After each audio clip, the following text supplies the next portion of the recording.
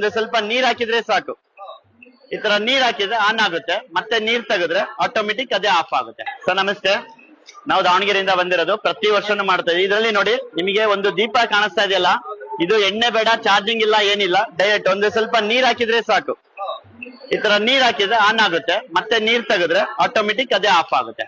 ಇದರಲ್ಲಿ ದೀಪದ ಸ್ಪೆಷಲ್ ಏನಂದ್ರೆ ಒಂದು ಸರಿ ನೀರ್ ಹಾಕಿದ್ರೆ ಸಾಕು, 7 ರಿಂದ 8 ತಾಸು ಬರುತ್ತೆ. 8 ತಾಸು ಅಂದ್ರೆ ಹಬ್ಬ ಹರಿದಿನಲ್ಲಿ 1 ಅವರ್ ಇಲ್ಲ 2 ಅವರ್ ಯೂಸ್ ಮಾಡಿದ್ರೆ ಸಾಕು. ಅದಂದ್ರೆ ನೀವು ಹಬ್ಬದಲ್ಲಿ ಯೂಸ್ ಮಾಡೋದ್ರಿಂದ ನೀವು ವರ್ಷದಲ್ಲಿ 3 ರಿಂದ 4 ಸರಿ ಯೂಸ್ ಮಾಡ್ಬೋದು.